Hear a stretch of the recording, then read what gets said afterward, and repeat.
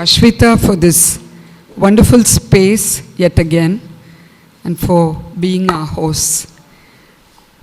This year is a very special year for INTAC. We've turned 40 years since its inception. Thank you. So INTAC was established in 1984 with a vision to spearhead heritage awareness through our country and to protect the vast, unprotected heritage which is of varied nature right across the nation. Whatever is protected heritage, like, the monuments that we're all aware of, the Brihadishwara Temple, Mamalapuram, Taj, what have you, are all protected by the Archaeological Survey of India. But being a country with such a rich past and varied heritage, there's many monuments, there's much of natural heritage, all of which lies unprotected. And all of us, like you and me, are volunteers, and we work through the 200 odd chapters across the nation to do our bit for protecting and conserving India's wealth of heritage. And we work through different chapters, and in Chennai chapter we've been conducting walks, talks, quizzes and various other initiatives, exhibitions, etc., to bring heritage awareness to the public as well as to take steps towards conserving it for future generations and to leave it for maybe our grandchildren and great-grandchildren. And the concept of heritage is embedded in India's constitution. In Article 51AF of the Constitution of India, it says, "It shall be the duty of every citizen of India to value and preserve the rich heritage of our composite culture." The key word here is composite and reflects the rich and diverse heritage that we have in our country. Today we are here to bring out yet another aspect of our heritage, and it will be about the history of jewelry. Jewelry has always fascinated us across civilizations, be it Rome, Greece, Egypt, Mesopotamia, Iran, and of course India. Even recently, the National Museum in Delhi held an exhibition on the Takshila jewelry. So it's a matter of fascination even today. Initially, one adorned the body with, natural materials available like even stones, even, beads, and then even feathers and the like. And then when minerals and metals were discovered, we've honed our skill in the craft to reach where we have today. And even in India, you have such a variation. You have the filigree works of Orissa, you have the pearls of Andhra, you have the temple jewelry in Tamil Nadu, you have the Kundan work in Rajasthan, and so many other variations. And we look forward to a fascinating journey through this. Welcome, Haresha, and over to you. I'll request Deepa to introduce Haresha formally. Good evening. So in every stage of our life, the word gems has many different connotations. Now as a child, the colorful gems was a treat to our eyes, which led to the cravings of our taste buds. But as we grow older, we look at the gems in awe. The radiance, the glitter, make us definitely want to possess at least a few. And as we probe further, we understand that there is a lot more to gems than what appeals to our eyes. We know that it is incredibly hard to find. The more limited it is in quantity, the more valuable it becomes. So it is this uniqueness that makes it very precious. Luckily for all of us, there were many brave souls who ventured deep down the earth and oceans to find some of nature's most prized gifts. How did these exotic stones evolve to become something that becomes a perfect gift, either as a meaningful expression of enduring love or self-indulgence? To know about this, we have amongst us today a young, learned gemmologist and jeweler. This is Haresha Anand Raaja. She graduated in economics from Stella Maris College, and she went on to follow her passion to learn gemmology in the esteemed Gemmological Institute of America. All through her growing up years, she watched her mother, Lalita Anand, and learned the art and business of jewelry making. She is here to enlighten us about how our ancestors discovered gems, experimented with many processes, used their phenomenal sense of creativity, craftsmanship, and skill to create dazzling pieces of ornaments. Currently, she and her husband Guru are entrepreneurs in this field, and they have been recognized and appreciated by Srimati Nirmala Sitharaman, the Union Minister of Finance, for their enthusiasm and spirit in taking forward the legacy of India's heritage and pride to the global arena. I now request Haresha to take us through the history of Indian gems and jewelry. Thank you, Namaskaram. Today I'm here to talk about India's pride, the gems and jewelry that we have grown up seeing, been in awe, wanting to possess, and have flaunted to almost all of the world. And we have been pioneers, we have mastered the art, and today India crafts almost 90% of the world's diamonds. So I will start off my talk with the Indus Valley tradition, where it all began. So mankind is known to have sported ornaments since the prehistoric, the Mesolithic, Neolithic, and the Chalcolithic periods. But with respect to Indian history, we shall start with the Indus tradition. The people of the Indus tradition had highly developed aesthetic sense and extremely sophisticated taste for jewelry, along with their fine craftsmanship and engineering skills. Almost as early as, or probably earlier than 3300 BCE. We were the first set of humans to explore the art of jewelry making. So much so that almost among all of the relics and the artifacts discovered by archaeologists, jewelry was constituted majority of them. Although the quantity was massive, the craftsmanship was quite coarse, but we managed to master it over time. So the ornaments that the Indus Valley people wore was an outwardly symbol of their social status, their gender, their spiritual affiliation, the valor, probably from hunting or procuring the gem itself. They predominantly used gold, silver, bronze, copper, shells, and leaves, seeds, and you name it, we've used it all. By the beginning of the urban phase of the Indus tradition, around 2600 BCE, some of the processes used to manufacture the ornaments were extremely specialized. It is quite surprising given how till today it takes at least about 2 to 3 days to cut and facet and polish a gem. But mankind then, we have no idea what they used, but they managed to create some masterpieces. The evidence that the archaeologists have discovered shows that in the early Harappan times, soft black gray steatite, which is simply known as soapstone, was used to make discs and pendants.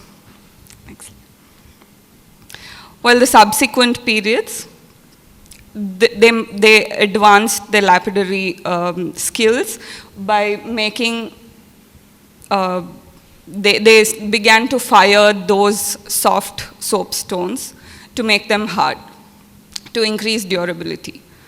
And beyond that, what we realize is around 2600 BCE, the beads were fired, baked, and glazed in the high temperature kilns to procure different colors and were even painted on to add more character.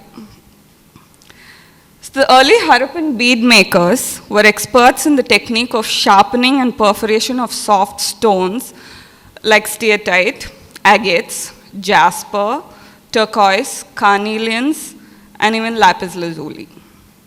Most of these beads, as you see in the slide, they were perforated by pecking using a special stone drill that they began to invent. And the lapidary advancements resulted in the invention of the constricted cylindrical stone drill, which we can proudly say we were the first in the world to have invented it. So apart from the lapidary advancements, we also began to aesthetically add values to the said beads. There were primitive color enhancement techniques, such as using heat to make it lighter or darker, and they even began to use natural dyes and painted the beads with using natural dyes. Another important milestone for Indus Valley people were the invention of microbeads. Microbeads are extremely tiny. They are as big as probably 3 mm in size. And how they managed to drill this is beyond me. So these beads were essentially softer stones. Those were the only stones that were probably, they were able to procure at that time and mine during that time. In this period, there is no said evidence of precious stones as we know it today. So the set of stones that I had mentioned, the agates, lapis lazuli, turquoise. So early findings in Mehrgarh brought to light that the ornaments found in the burials where women and children were buried. They were buried with the jewelry that they wore on a daily basis. So at the early Harappan periods, whatever relics we were able to unearth, all of them had jewelry that had conch shells and wooden beads and even the metal beads, because by then the Bronze Age had began to come into place. And then beyond that, the later Harappan periods, or even subsequent periods after that, we find that the burials that were unearthed, the number of jewels that they began to find on these men and women, they began to reduce. So I infer that it was probably because the economic value of the jewelry had risen. They did not want to bury, they didn't want to get rid of those jewelry, or the societal advancements resulted in the tradition of inheritance, where they passed on the jewelry, or the children began to take the jewelry of their deceased parents. In Mehrgarh, the burials that were unearthed, we can find shank or conch shell bangles. We can find cornelians. So the shank bangles, so Mehrgarh is, I would say, somewhere in the center of the entire region of the Indus tradition. And the shank bangles were from coastal regions. The carnelians predominantly came from Gujarat, the Kutch region of the Gujarat, which is where, although there were other carnelians available, Kutch had the best quality of carnelians. And even the lapis from Badakhshan, the turquoise from Iran, all of these were easily 1,000 kilometers away from Mehrgarh. So they either procured it as raw materials and crafted it in multiple places, or the trade had begun by them, where they began as much as 1,000 kilometers the artifacts have traveled. So such is the importance that jewelry had in the Indus tradition. So there were other jewelry made of frames, which is powdered ceramic. And they even began to inscribe on the bangles. It started as early as that. And there were also inexplicable art forms made of jewelry. There are some pictures that where we can see chains made of jewelry very close to the Sarada chains that we currently use as well. So, one second. So these are all the carnelians, and these are chalcedonies, they are softer stones, and we don't use it very much anymore. It is used a little bit in the Western world. And these are the disc beads made out of gold and silver, bronze and copper. And these are the cylindrical beads. All of this at least takes, with the advancement of machinery, today it will take at least 2 hours to make this per hand. And it is still beyond me how they managed to do all this. So these were the different shapes that they managed to make. And this is the scale for us to understand the size.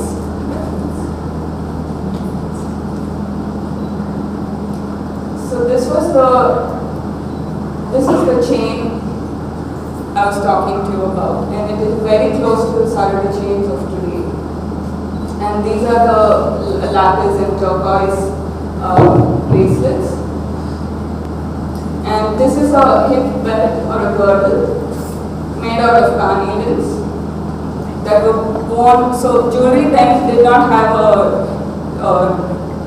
it didn't matter whether you were a man or a woman, everybody wore similar jewelry then. And these are the bangles that were made. So this particular necklace has an interesting story to it. So during the partition, around 1920s, there was a discovery of this particular necklace. This is only one half of the necklace. So we uncovered it, and it is known to be the oldest necklace that was found by mankind. So it has gold disc beads, it has carnelians, and it has jaspers, and this portion that you can see in any jewelry that we now have, where the beads come and then there is a gold ball that holds the beads together. So this is a technique that was founded then. And most of these agates are capped with gold, which means they coated the gemstones with gold. It was so valuable that we fought during partition, and we had to split that golden necklace. One half of it lies in Pakistan in the Mohenjo-daro Museum. We managed to get one half at least. It is currently in the National Museum in Delhi. So this is a picture of what we have in India.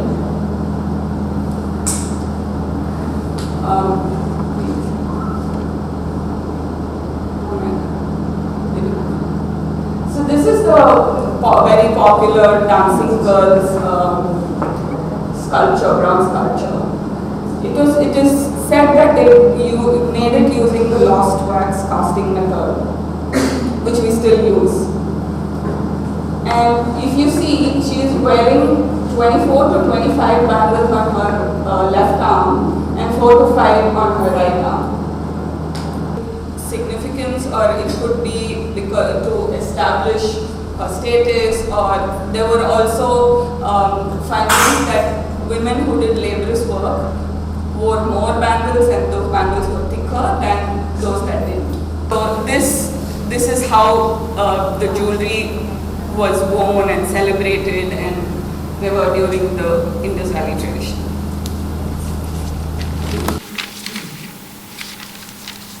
Next. We shall now come to all of our favorite topic, the legendary diamonds. So the legendary diamonds came from India. We were the world's only source of diamonds for almost 1,500 years. We uncovered diamonds. We realized they were precious. We figured how we could market them, how we could export them, how we could cut them, that we could use them in jewelry. And this also brought us unwanted attention from the Mughals, from everybody who wanted to get their hands on these precious pieces. So the legendary diamonds from India, coming to talk about the Golconda diamonds that are very, very popular till date. They were, so for until 1720s, there were no other sources of diamonds in the world. In 1720, we figured that Brazil also had a mine. And then 1 century later, we discovered the mines in South Africa. Most of the world's most famous and celebrated diamonds comes from the Golconda mining area. The size of diamonds from this region were humongous, and only humongous. There were no small stones available. And the quality was paramount. It is estimated that the Indian mines produced at least over 12 million carats of diamonds over more than 2,000 years. So Golconda is essentially modern day Hyderabad. And it was a center for trading diamonds. It's very important to know that the Golconda mine as such, there is no mine called Golconda. It is only the trading center. It was established by the Nizams, and it got its name from the Golconda fort in Hyderabad. And it is said to be the oldest and the only mine around that time, but that is actually not true.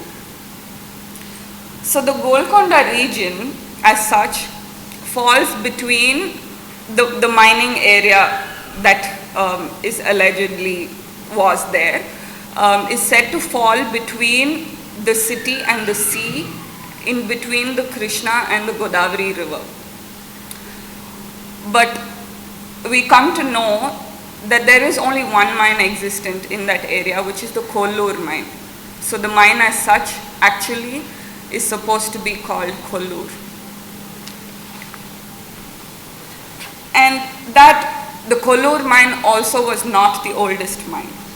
In Kautilya's Arthashastra from the 2nd century BCE refers to diamonds found in Kosala, which is eastern Odisha. The mines in Kosala used to be where the Hirakud Dam currently is. And it was the first known mine in the world. So the diamonds were obtained from the alluvial deposits of Mahanadi River. So there are several types of mining diamonds, which is the primary, secondary and the tertiary. The primary sources are open pit mining. The secondary is where you find from the alluvial deposits from the river banks or within the river beds. And India, apart from the Panna mine in Madhya Pradesh, all of the other mines we had were alluvial deposits, wherein I could just walk, go on a happy stroll, go on a picnic and just grab a 700 carat worth diamond. And that is how exciting it would have been for people then. So the diamonds mined from the Odisha region were traded and exported all the way to Rome. This was before the discovery of the Golconda mines itself. From the 12th century onwards, these diamonds were eclipsed by the ones found in the bed of river Krishna majorly, and some from the river Godavari.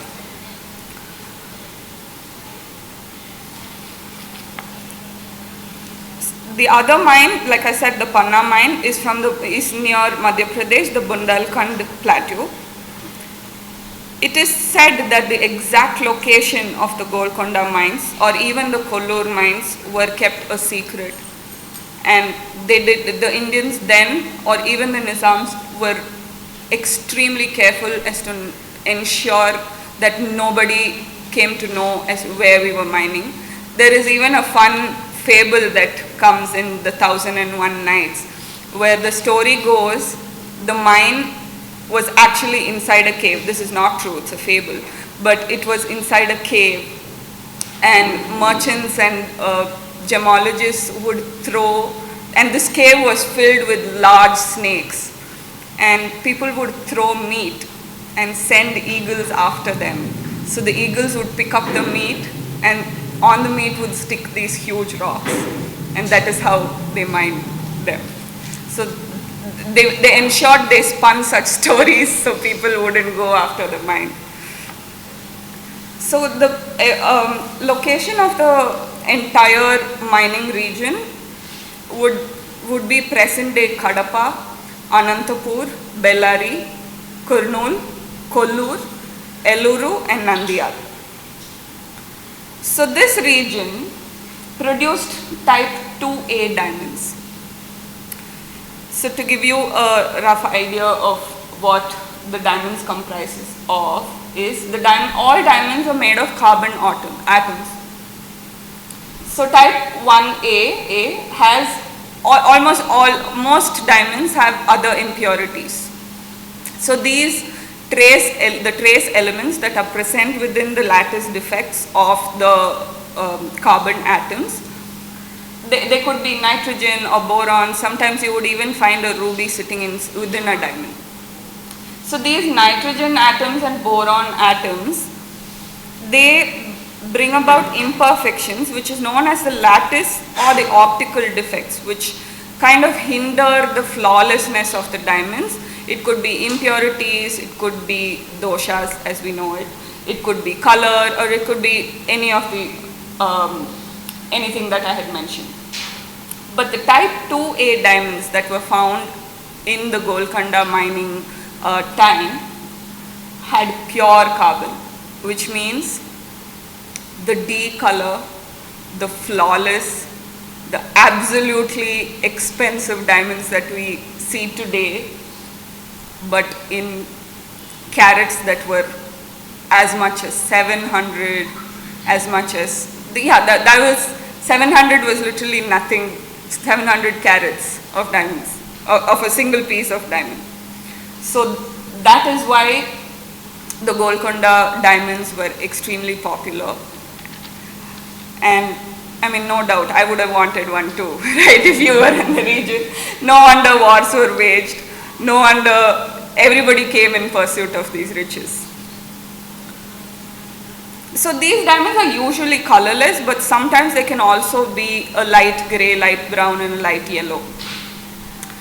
Not only were we the largest producer of naturally formed diamonds, we also pioneered in beautifying it over time.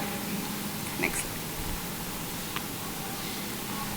So this is a Mughal cut. This is the oldest sketch of a diamond. Initially came the point cut. So diamonds form in octahedrons, and the first known beautification or cutting or polishing of a diamond was known to be the point cut. The point cut, it is a misnomer. It was actually not cut. In the mid 14th century, what gemmologists and lapidary artists did was, they simply began to polish the diamond. And they did not know how to set it properly in jewelry. So they simply turned it, where the point, the culet as we know it today, where if you see a diamond, it forms a point, that was face up. So it came to be known as the point cut. And we were the first ones to make it. We were simply polishing it. And then this is the Mughal cut that I mentioned. So this is a hand-sketched drawing by the French traveler Jean-Baptiste Tavernier. He managed to come to India twice just for these riches. In 1650s, this diamond belonging to the Emperor Emir Jemla, it was a whopping 787 carats allegedly. So this diamond, what they have done is they have simply polished all of these facets. And this hand drawing looks beyond perfect, but I doubt the work was this perfect by then. It is known that the great Mughal, as this stone is called, was cut by the Venetian lapidary Borges as ordered by the emperor. But he was beheaded because there was so many inclusions that he wanted a perfect stone. He kept sawing it and sawing it and sawing it and reduced it to 280 carats. 500 carats lost his head also. So the Tavernier also took back with him the Hope diamond as we know it, seen in the Titanic movie and all of that. It was originally known to be the French blue. He procured it from India and took it back to Rome, where it was over time cut in half. And the Hope diamond that we know today is the bigger half. We don't know where the other half is till date. It is said that this large piece of diamond, nobody knows where it is today. It is said that this could be the Kohinoor, given that the shape kind of matches. The Kohinoor, all of the diamonds currently popular were reworked on once they left our country. Although we were great and we were pioneers at sawing and cleaving the diamonds, the Europeans had an added advantage over facetting the diamonds or bringing out the brilliance of it better. So this is said to be, it could be the Kohinoor. It could be even the Orlov diamond. So the Orlov diamond is said to be in the Russian scepter. And there is a tale that the Orlov diamond was once placed on the deity's eye of the Sri Rangam temple. And a French traveler broke in, stole it, and we just lost it. We couldn't find it anymore. So both the Kohinoor and the Orlov diamond kind of resembles this. There was another bracelet of India, which was a colorless diamond, which is almost 90.38 carats, which was also a D color type 2A diamond. In the 12th century, it was acquired by the Queen Consort of King Louis VII of France, and that is known to be the oldest diamond celebrated that left our country. So bracelets are bead shaped. If you like today, it is they make diamond beads, and it was made as early as 12th century, not cut in India, but the rough was obtained from India, which came about after the point cut, which is known as the Polki cut today. The Polki stones were also a pioneer, a result of our hard work. So the next comes the carat, the 4 C's of the diamonds. I've covered the color, clarity, cut, and how we contributed to the advancements of the diamonds. The carat as we know it today, so this is the point cut, I'm sorry I didn't mention earlier. The carat as we know it today also originated, so India was the first country to trade in diamonds, so we had to have a way of measuring the weight of the diamonds. So they were measured using the rati or the manjari seeds. So each of the seed is about 7/8 of a carat. So it was an approximate calculation. And so the name carat comes from the French or an Italian. So the French and the Italians used the seeds of the carob tree. The measure of the carob seeds in Arabic was kirat. And that is how the word carat came about. So these are the very popular diamonds, all of it from our country.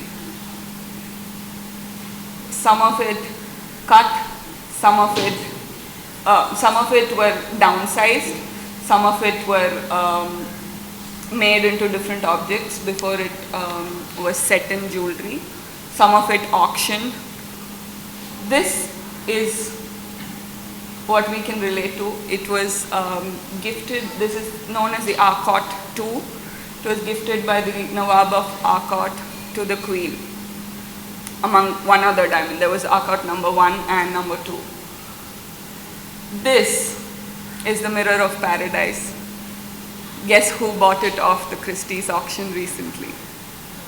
Nita Ambani. She was seen wearing it. It is supposed to have costed $39 million, allegedly. We're not sure how much she bought it for, but she was seen wearing it at one of the wedding events. I'm glad she brought it back. At least one came back to us.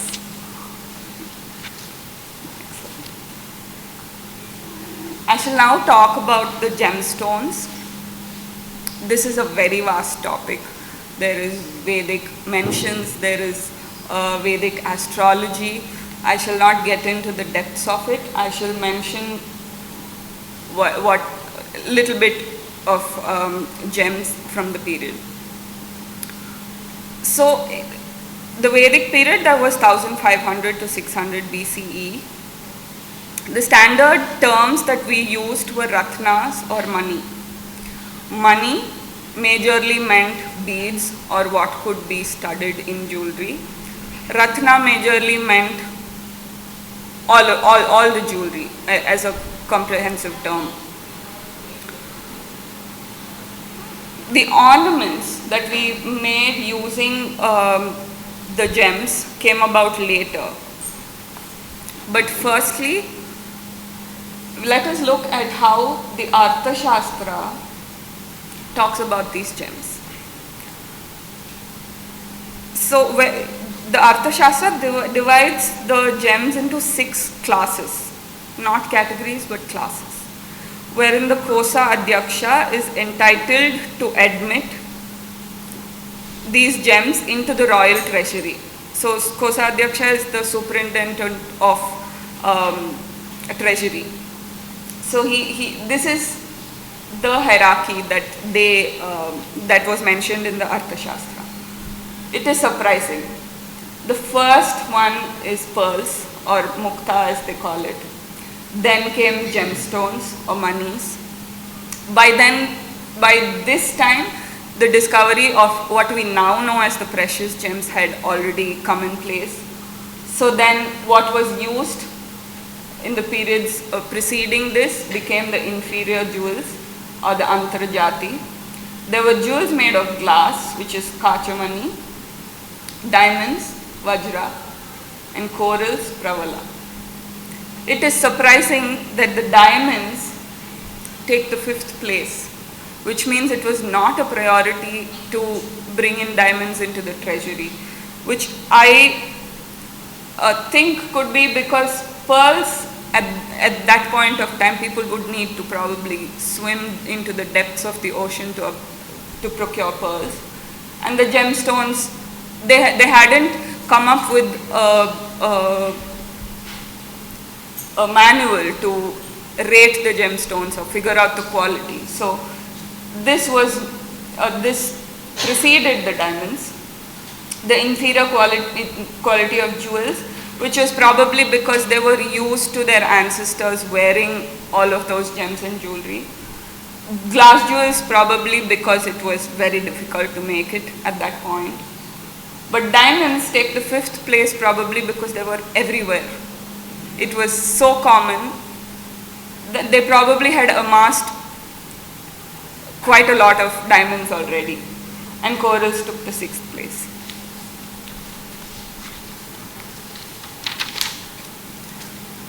So I will. Sorry? Yes, the perceived value may not be the economic value as such. It could be the perceived value. Yes, because it is going into the treasury. They would probably not end up trading it. It was for their own use. So, yeah. So, I will now talk about rubies. Rubies, as we know, comes from a species of minerals called corundum. Rubies are mentioned in Sanskrit scriptures as Kuruvinda or Kurundam in Tamil. It is named after the Kurunada state. The Mahabharata mentions the Kurunada state, which today is identified to be geographically placed between the Konkan coast, the Mysore region, Kerala and Tamil Nadu, which can undoubtedly be identified as what we now know as Kongu Nadu. So the rubies initially were found right here in Kongu Nadu belt. Districts of Erode, Coimbatore and Tirupur is what comprises of majorly of the Kongu Nadu belt. There is no doubt that it is going to be this belt because this region still yields corundum. It is scattered in the soil or is constituted in the sientic rocks. The excavations in the Kodumanal area in Erode have yielded beryls and quartz and is datable up to like 4th to 3rd century BCE. Padiyur has beryls. Sivan Malai and Perumal Malai has sapphires. Vengan Malai, Vengan could mean quartz. And Arasampalayam has quartz. All of these towns are within 15 kilometers radius from the Kodumanal site.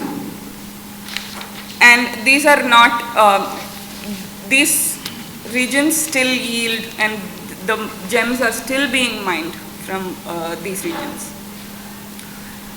Next slide. Beryl as we know it, where the emeralds species, it used to be called Velurium in Tamil. And it was known that the Kodumanal region used to lie on the ancient highway called Konka o Peruvali that connected the Kaveri Delta to Kerala, where the port of the Musiri paved way for exports. The beryls are currently found in Melkote, Katteri, Linganakoppa, Ragi Muddanahalli, Yediyuru. Yediyuru is a suburb of Bangalore. So this region is where beryls come from. And it is found that we used to trade diamonds for these, some of these gemstones that were found, the superior quality of which was found in other countries like Sri Lanka or Burma or Myanmar. As Indians began to travel, we figured that they had superior stones. So we began to trade our precious diamonds for these stones. The Karur and the Kangayam region of South India are famous for their gemstones, and till date we can find sapphires, moonstones, iolites. This is an iolite, aquamarines, garnets, and even the star sapphire rubies. Apart from the diamonds that were taken from our country, there were also other gems, the most popular of which is the Taimur ruby, which was mined in the 14th century. So the Taimur ruby is actually not a ruby. It currently belongs to the Queen of England's treasury. It was a spinel that we mistook to be a ruby, and it till date has inscriptions of all of the Mughal emperors that owned it.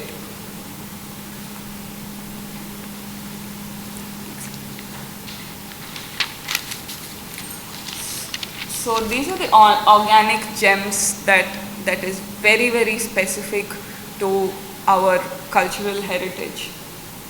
This you see is the nail of a tiger. It is called a puligoru or a pulinagam. It is very prestigious to be owning one, and there were it is probably in most ancient households one would have it, probably hunted by their ancestors. This is a rudraksha that we still appreciate and wear. These are beads made of ivory that are now banned, but they were made into jewelry. Then corals, pearls. It is important to know that pearls and corals, one of the best qualities of pearls and corals came from the Gulf of Mannar, which lays near the Pak Strait between India and Sri Lanka. I think they have stopped cultivation of pearls there. Mining of pearls there. And this is the elephant hair. Some of these organic gems, as we call it, are more predominantly used in southern states, and the Westerners are very surprised when we say we use puligoru and we use elephant hair on our jewelry, because that's something they wouldn't have heard of till date. So I will talk about the jewels of the royals. Apart from our gems and what we mine from earth, the jewelry, the craftsmanship of our jewelry also gained popularity. This particular jewel that you see is one of the pair of earrings. It's currently in the New York's Metropolitan Museum. This was made as early as the 1st century BC, and between the 1st century BC and the 1st century AD. It was made by the Satavahana rulers of the of current day Andhra. It's 3 inches wide and 1.5 inches long. So these earrings reflect a maximalist design vision. This is something that if I see in a boutique today, I would want it. How would one have imagined mankind as early as the 1st century BCE or AD to have made this? It could be ear extenders, parties wear the long ones. It could be that. So this one has granulated gold, and it is made of gold sheath and wire. It has floral patterns, and here there is an elephant on one side and the other side has a winged lion. All of these are reputed symbols of royalty. There are paintings of Satavahana women wearing similar earrings as well. I have a part of my presentation that I will show you later. So this is the Star of the South. It was owned by the Maharani Sita Devi. You can see the size of diamonds here. Yeah. This is Shah Jahan's Kalgi or Sarpech, as we know it. Sarpecha turban jewels. It was made in the 1875. These spinels, like how I spoke to you about the Timur ruby or slash spinel, they are also inscribed with all of the Mughal emperors' names, that whoever owned it. This is made using the Pachikam technique. Only the top portion where you see the diamonds, that is made using the Pachikam technique, where the register of diamonds that hang as beads, they have adapted the Western method of craftsmanship of hanging these beads here. So these are diamonds, rubies and spinels. This was recently auctioned, and guess who brought it? She wore it on a black sari as a bajuband. Very recently, it made it to page 3. Yeah. Next slide. So this is the Patiala necklace. It was commissioned by Maharaja Bhupinder Singh. It's interesting to know that the treasuries of these kings they had amassed so much diamonds and gems, but they would have probably seen the people of the other countries wear spectacular looking jewels. All of these gemstones were handed over to Cartier, and this jewelry was commissioned to be made by Cartier, but it was lost. It was commissioned by Maharaja Bhupinder Singh, and it has 2,930 diamonds. It was over 1,000 carats. And this one here, this yellow diamond here, was 234 carats yellow diamond. It was sold by De Beers to him, this one diamond alone. It went missing in 1948. They found it went missing not from India, but it left India and then it went missing. It was found in a locker in a bus station with this particular diamond missing. And after ages, that diamond it would have come up in the markets for sale, and they found the rest of it with no diamonds in it, just the mount. And De Beers made sure they bought it again, and they made a replica using the mount. So they have a replica of this currently in the world. This is a girdle or a waist belt. Most of us can recognize this work. It is very southern. It is South India's pride. This is by Maharaja Chamarajendra Wadiyar of Mysore. Chamarajendra Wadiyar of Mysore. It was gifted to Queen Alexandria in 1875. And all of these are diamonds, rubies, emeralds. And the mechanism of this is quite advanced for even that time period. This is the diadem made in Kashmir. So these have kinaris. Kinaris are half bird, half female creatures, probably from the mythology. Kinaris are found in the Avantipura temple in Kashmir, so it could have been made in Kashmir.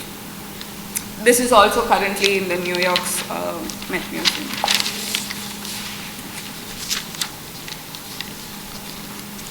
So I'll talk about the craftsmanship that were exclusively and predominantly used from the ancient times and how they evolved. Jadao is very, very celebrated till date, and it is a very, very intricate and an interesting way of crafting jewelry. So Jadao hallmarks India's heritage very closely, and Jadao, let me tell you, there is a misconception about this. There is Polki, Kundan and Jadao. All of these are very confusing, and they refer to the same kind of jewelry making technique. So Jadao is actually the technique of making it. It derived its name from jad, which means simply to embed, while polki is the stone, and kundan is the gold foil used to gold foil on which the stones are placed. And now kundan is kind of used to refer the glass which is replaced the polki stones for semi-precious jewelry. So jadao, they use 24 karat gold foiling as a base, and it holds the stones, and the stones they adhere to the gold foil without any adhesive. So these exquisite pieces that exude opulence belong to the Rajasthani and the Rajput era. So this is meenakari. This is simply enameling of jewelry. So they are engraved, and there are grooves in which the enamel is filled in. So if you see, most likely you will find meenakari behind the jadao pieces. This is tewa. It originated in the Rajput era. It was from the Pratapgarh town of Rajasthan. The special art of jewelry making involves fusing intricately worked out sheet of gold onto molten glass. This molten glass that you see forms the base, and over that is then intricately worked on. They're all handmade. The etchings are all handmade, and they're placed over this dyed base made of glass. Next. This is our close setting. It is Tamil Nadu's pride. So close setting is very common now. This is Tarakashi, which is essentially filigree work. This is a dyeing art, just like Teva is. Tarakashi it comes from Odisha, where they draw really fine wires of silver, and they make intricate pieces like this. They make bags, they make brooches, they make multiple objects using this technique. This is the nakas or reposage. So nakas gets its names from nakshi, which in Hindi means carving. So how this is made is, there is a fine sheet of gold taken, and over which the craftsman draws hand sketches. It could be a deity, it could be multiple motifs, and then this hand drawn pieces, he figures out where it has to be embossed and hammers it from behind. So that is how it is also known as reposage, which there is similar works in the Western world as well. And the pieces could be filled in with lacquer from behind or not. There could be also hollow nakshi work done.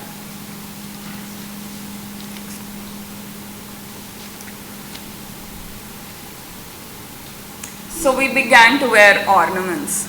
Some of us wear it to flaunt them, to beautify ourselves. Some of us wear it to simply because our mothers are like, you dress too simply. There is multiple reasons as to why one would wear jewelry. But it is said that wearing jewelry benefits us and our body in multiple ways. So gold occupies paramount position in our culture. It symbolizes purity, prosperity and divinity. But apart from that, Ayurveda claims that it balances the pitta dosha and it also regulates body temperature and improves blood circulation. Silver, on the other hand, is associated with cooling the body and nurturing energies of the moon. If you notice in our culture and traditions, gold is worn waist up and silver is always worn waist down. Silver also has antimicrobial properties.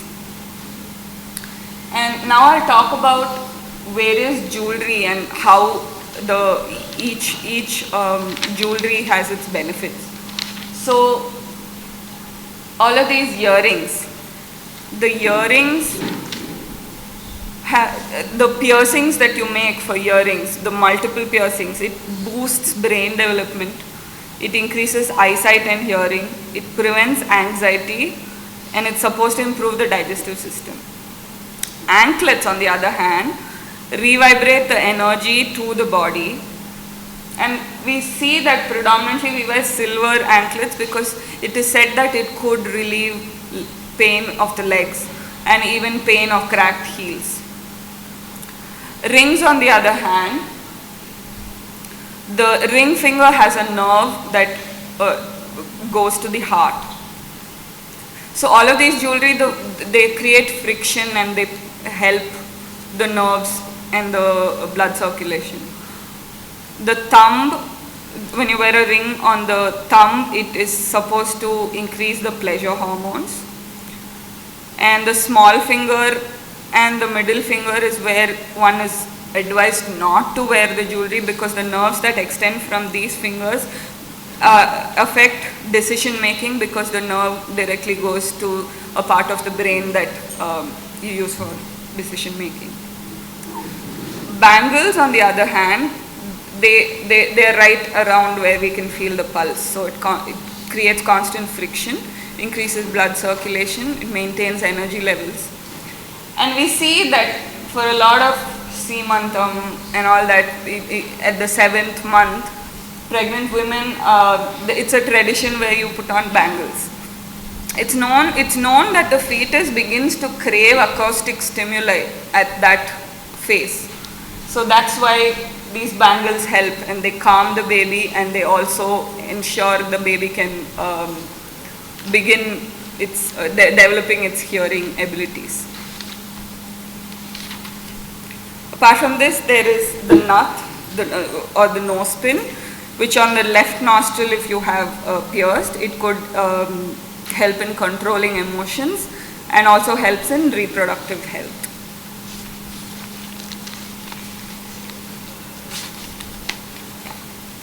I wanted to really talk about this particular lost jewelry of Tamil Nadu.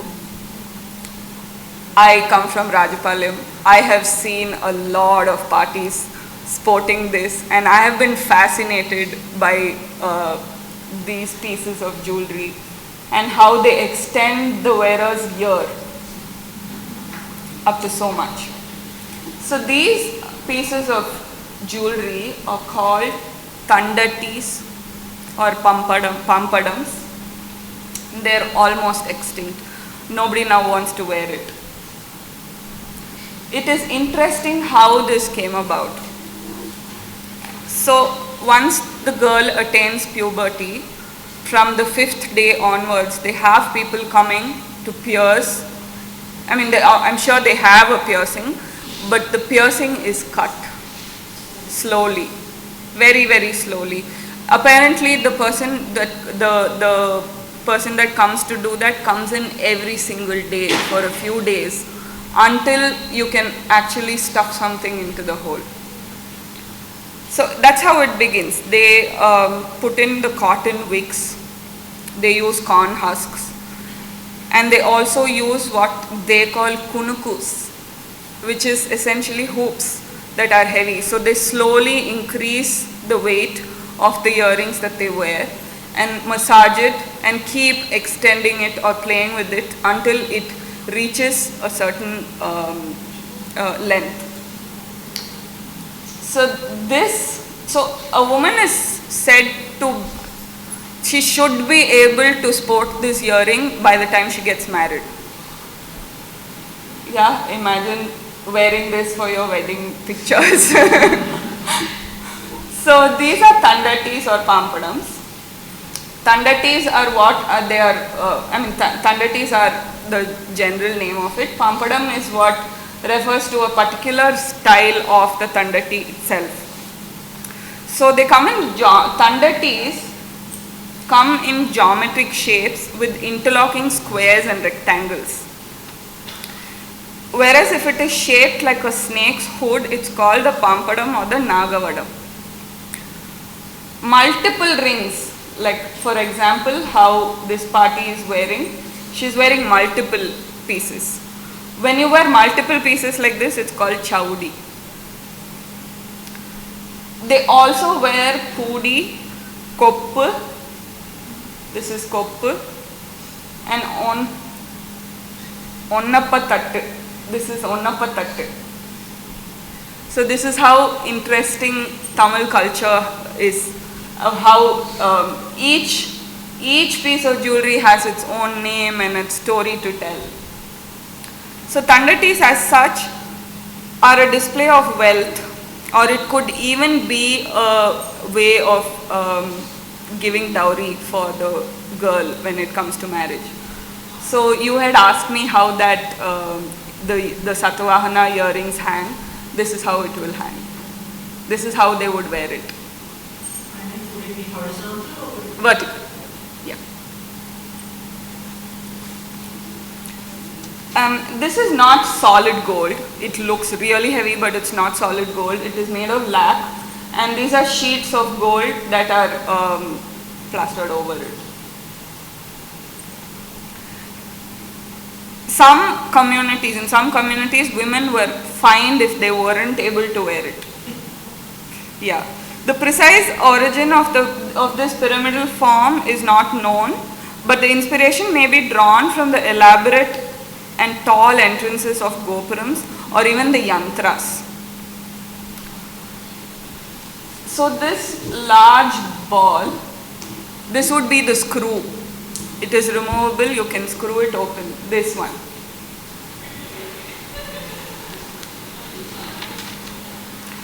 So next slide. So this practice has been from the Cholas periods, and these are depictions of how the Chola kings and queens and even common women of that era used to wear these large earrings, and they were ear extenders.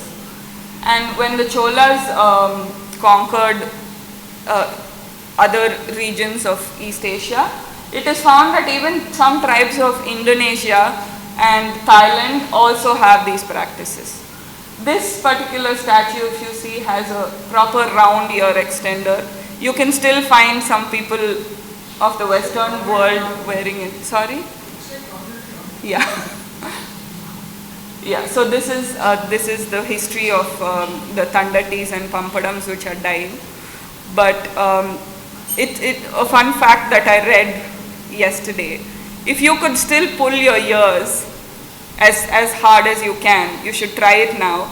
You will feel a tug in the nerves of your eyes and your navel.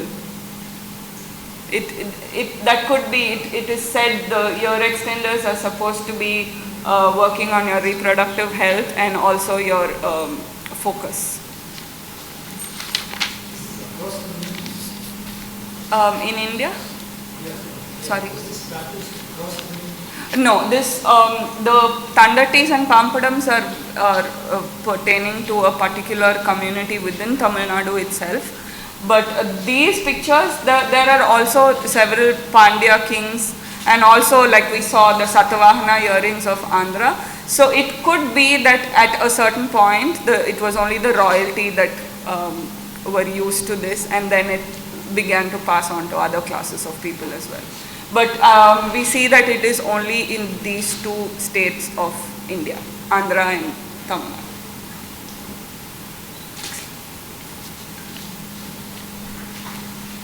I'd like to talk about another dyeing art, which is the Vadaseri way of making temple jewelry.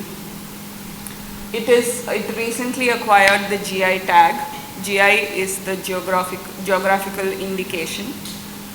So this particular art form is found and it is honed and mastered in that town near Nagarkoil called Vadaseri. A craftsman would first take the metal. It could be, the jewelry was originally made in gold and silver, set with precious stones. The craftsman would initially take the metal found in ball form and then melt it and make a rod out of it and then draw wires out of it, flatten those wires, cut them in pieces, solder it with reference to the hand drawing he has originally made. And if it was a earring, he would put in the stem of the earring. He would then melt wax or araka as we know it, fill it within this particular mount. Next slide. And then began to set gems onto it. Initially there were rubies, then came spinels. They now use kempu, which is glass stones. Kempu means red in Andhra and Karnataka, but they are predominantly used to refer glass stones which are flat backed and then they are convex on one side. Once the stones are set, he would take out these gold foils, cut them in pieces, place them in gaps between the stones, seal them together, and then your earrings are ready. So these are the original, using the precious metals. This is how they were made. Currently, because it's a dying art and due to advancements and corporate jewelers making such jewelry, they have nearly lost their livelihood. There's only as much as 52 families and 300 craftsmen in the entire town that are making it, and they have resorted to using their skill to make jewelry which is like costume jewelry for Bharatanatyam dancers as we see it. Yeah. So this is the pride of India as we know it. I humbly request you to please keep patronizing our arts and only buy handmade jewelry as much as possible. Thank you so much for being a lovely audience. It's a lovely evening. Another round of applause for someone as young as her.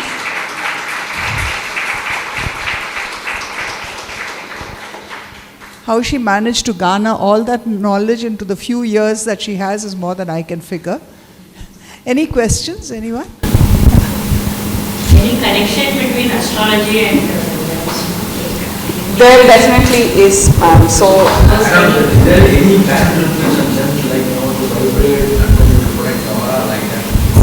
like something they say diamond you cannot win, all you cannot. the doshas. I will talk about that. So, no. So basically, the Vedic astrology says that each gem is associated with one planet. So their chemical, their physical, and their the properties that they innately have is said to nurture their respective planets' powers if worn by a certain person. But what I understand, I must say that I have very limited knowledge on this topic.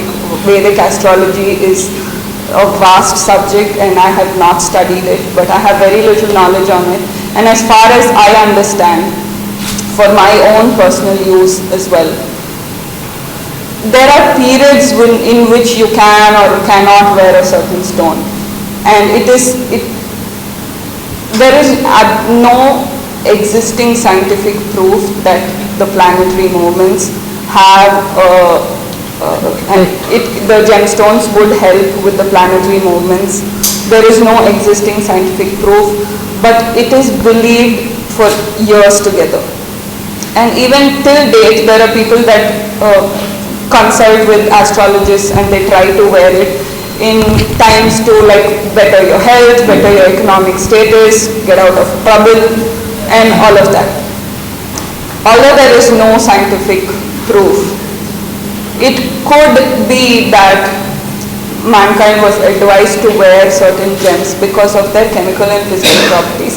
I have read and studied that their chemical and physical properties, when it touches your skin, there is quite a bit of benefits that you can attain from that. Yeah, so I'm going to leave it at that. I have a question for you. In all that you've studied in the history, when did men stop wearing jewelry? I don't think men have stopped wearing jewelry. No, okay. I just think we take out all of the money so they don't have any left to buy their own. No, but obviously it was a fashion trend at some point and then it stopped, because you see kings and queens of yore, Yes. I mean the Nawabs and all. I think it could have been caused by the Western influence, because we see that the Westerners don't really wear, the men especially. And all of India's jewels, there is no minimalism at all. Everything is flamboyant.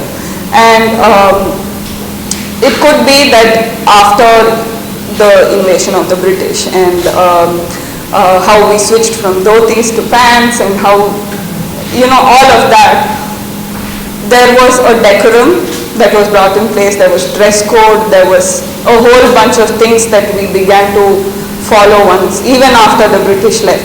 So it could be from that influence that men stopped wearing jewelry, which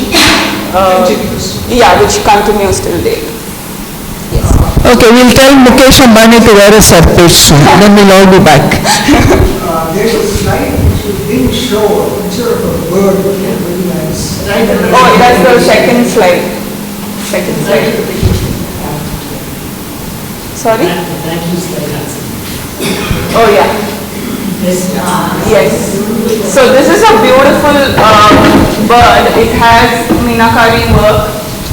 It has rubies, and these are emeralds. How daintily they have managed to make this piece.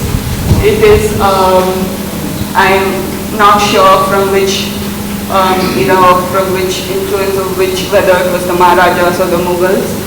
But this is a piece that really caught my eye that I wanted to put in the slide. And the beak also has an emerald, if you can see. Right. So this is elaborately made with properly sized and placed rubies also. Yeah. The last slide is a pen case and an ink case for the ink. Last slide, please.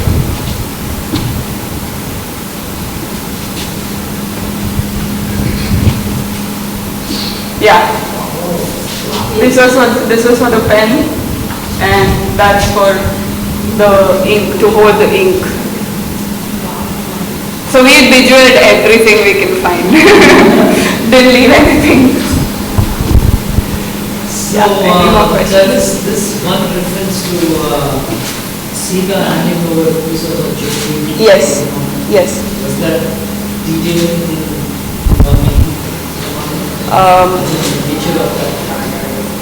The nature of the jewelry itself, I'm sorry, I'm not very sure. I have not. Chudamani. Chudamani, yes.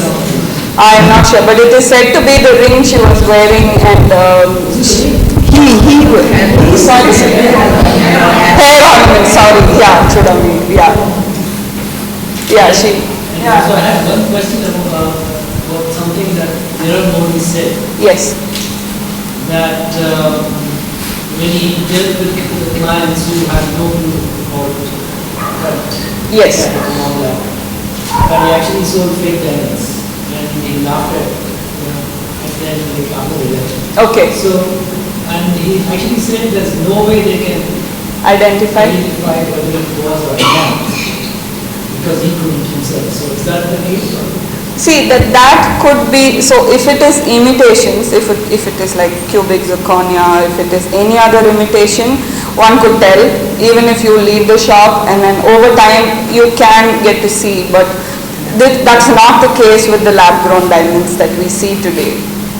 So he could have, I'm not sure what he did, but I'm not sure who bought from him also,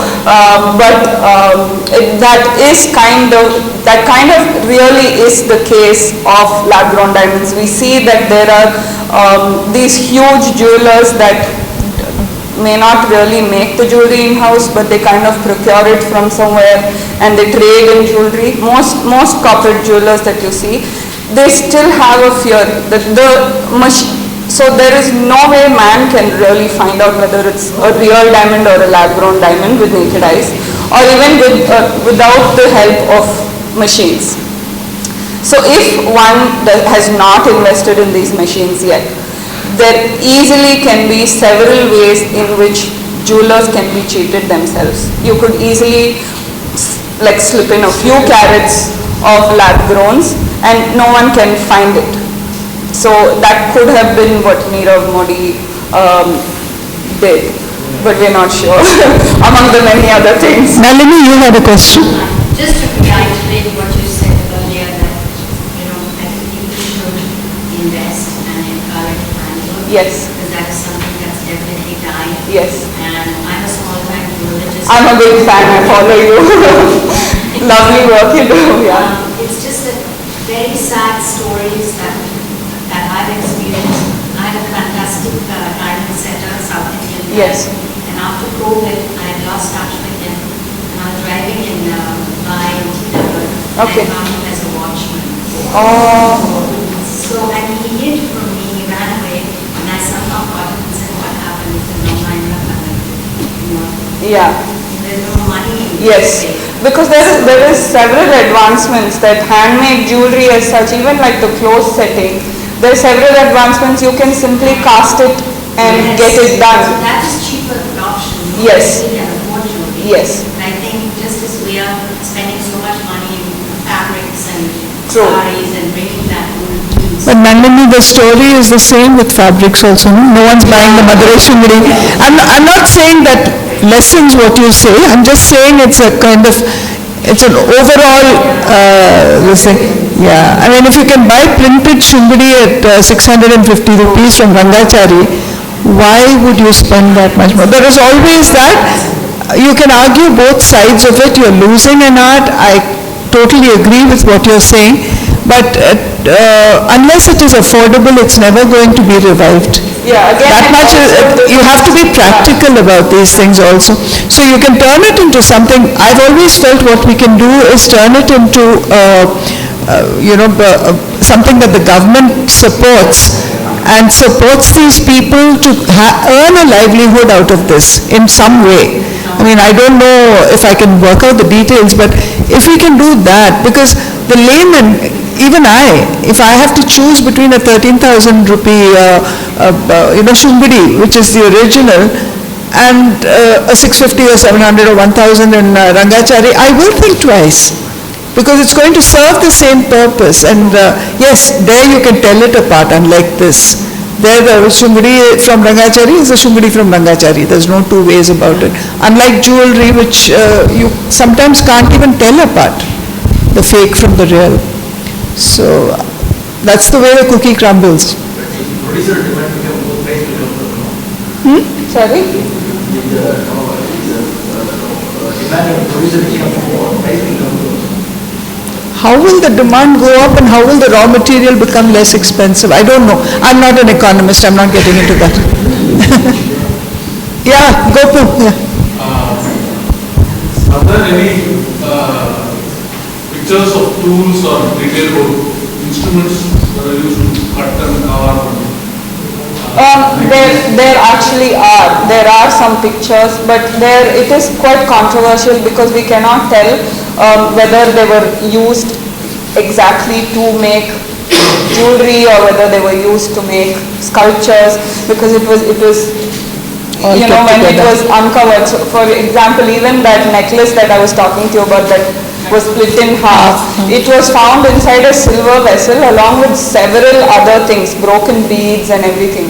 So they presume that that particular building or a space was, it could have been a jewelry store itself, because the amount of things, broken beads that they uncovered along with this piece, it was very surprising. So there are pictures, but I'm yet to read up on that. I must say thank you for this opportunity. I got to learn so much, and it is definitely sparked my, you know, my desire to learn about history, because we don't go back to such things, and this is definitely matter of pride. There is, I mean, we struggle till date. I'm sure Mrs. Nalini would agree how difficult it is to imagine a piece of jewelry, get it sketched, make the karigar understand, get it finished according to how you want it, and how they managed to do it with limited resources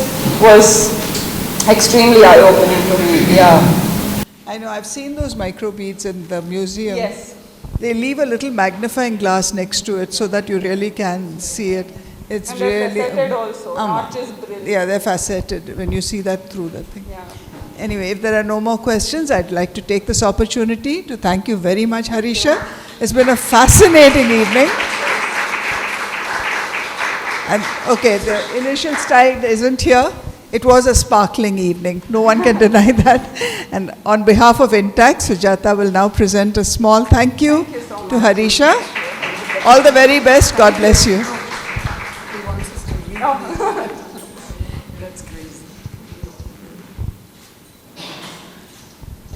A big thank you to Ashwita for the use of this space. It's so perfect. It's such a perfect setting for a talk like this. Thank you, Ashwita, and thank you, everyone. Thank you, everyone, for coming, and good night. Have a great night.